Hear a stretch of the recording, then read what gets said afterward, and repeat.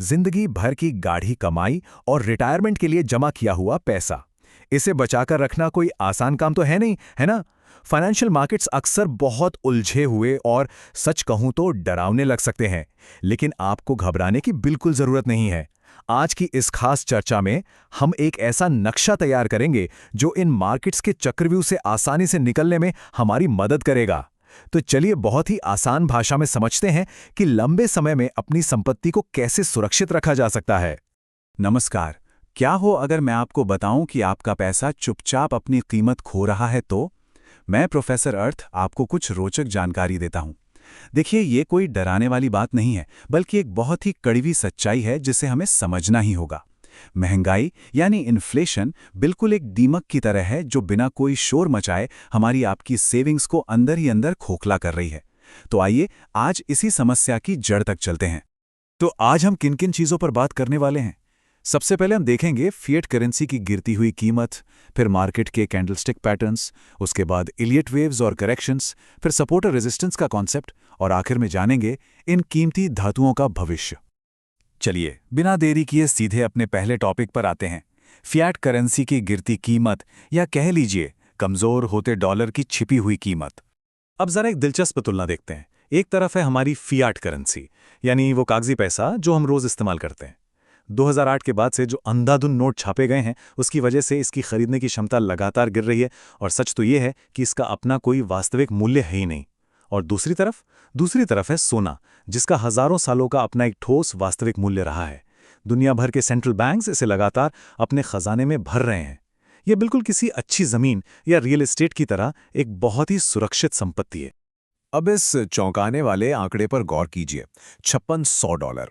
हाल ही में सोने के फ्यूचर्स की कीमत लगभग $3000 से छलांग लगाकर सीधे $5600 के पार चली गई।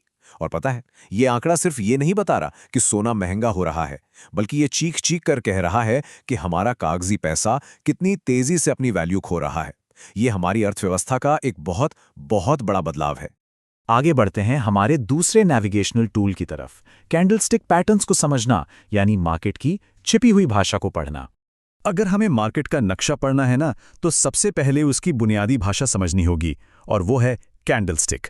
चार्ट पर दिखने वाली एक सीधी खड़ी लाइन हमें उस दिन की सबसे ऊंची और सबसे नीची कीमत बताती है, और बीच का जो हिस्सा है, जिसे हम आयत या बॉडी कहते हैं, वो हमें बताता है कि मार्केट किस कीमत पर खुला और कहां जाकर बंद हुआ। बस इसी तरह मार्केट का रोज का उतार चढ़ाव रिकॉर्ड होता है।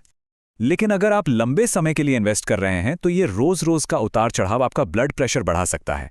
यही एंट्री होती है हाइकेन आशी चार्ट की। जहां एक नॉर्मल कैंडलस्टिक रोज का कच्चा और डरावना शोर दिखाती है, वहीं हाइकेन आशी क्या करता है? वो पिछले दिन के बिल्कुल बीच से नई शुरुआत करता है, जिससे ये सारा शोर शांत हो जाता है, और नतीजा आपको मार्केट का एक बड़ा, साफ और क्लियर ट्रेंड नजर आने लगता है। इसका जादू देखना है तो 7200 के इस आंकड़े को देखिए। जब हम S&P 500 स्टॉक इंडेक्स को हाइकेन आशी चार्ट पर देखते हैं, तो वो रोज की घबराहट एकदम गायब हो जाती है।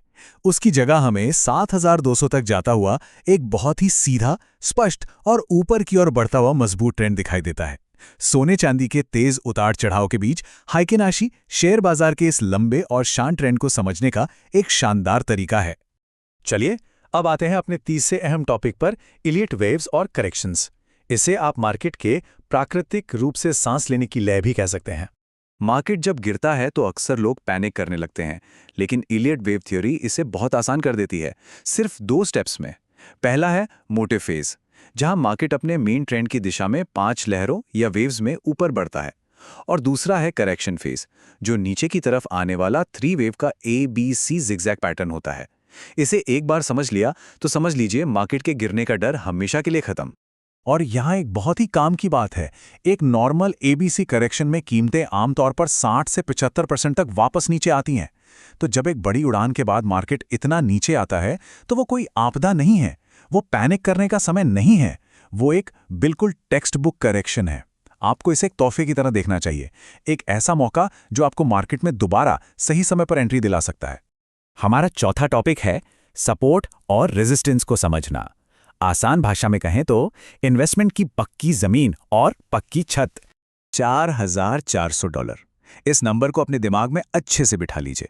टेक्निकल एनालिसिस हमें साफ साफ बता रहा है कि सोने के लिए 4,400 से 4,600 डॉलर के बीच एक बहुत ही मजबूत सपोर्ट या कह लीजिए एक बहुत ही तगड़ा सेफ्टी नेट बन रहा है। इसका सीधा सा मतलब यह है कि बाजार के इस लेवल से नीचे लुढ़कने के चांसेस ना के बराबर हैं। ये हमारे लॉन्ग टर्म इन्वेस्टमेंट के लिए एक बहुत ही सॉलिड फाउंडेशन है। अब अगर हम सोने और चांदी की तुलना करें तो बड़ा मजा आएगा। सोना एक घर की मजबूत नींव की तरह है जो लगातार और भरोसे के साथ बढ़ता है। लेकिन चांदी तो उस तेज और शरारती भाई बहन की तरह है। ये परसेंटेज के मामले में सोने से कहीं ज्यादा भारी मुनाफा देती है, लेकिन इसके उतार चढ़ाव भी उतने ही खतरनाक हैं। ये बिल्कुल उस मोमबत्ती की तरह है जो दोनों सिरों से एक साथ जल रही हो। रोशनी तो बहुत देती है, लेकिन झटके भी बहुत जोरदार देती है। और चांदी की इस शरारती फितरत का सबसे ताज़ा सबूत है ये नंबर, $120। हाल ही में चांदी रॉकेट की तरह उड़ी और अचानक $120 के पार चली गई और फिर वापस 70-80 की रेंज में आ गई। ये चीज़ हमें दिखाती है कि ट्रेडिशनल एसेट्स के मुकाबले चांदी में कितनी ज़्यादा विस्फोटक ताकत है। मुनाफा बड़ा हो सकता है, पर आपको उस तेज़ रोलर कोस्टर राइड के लिए भी तैयार रहना होगा।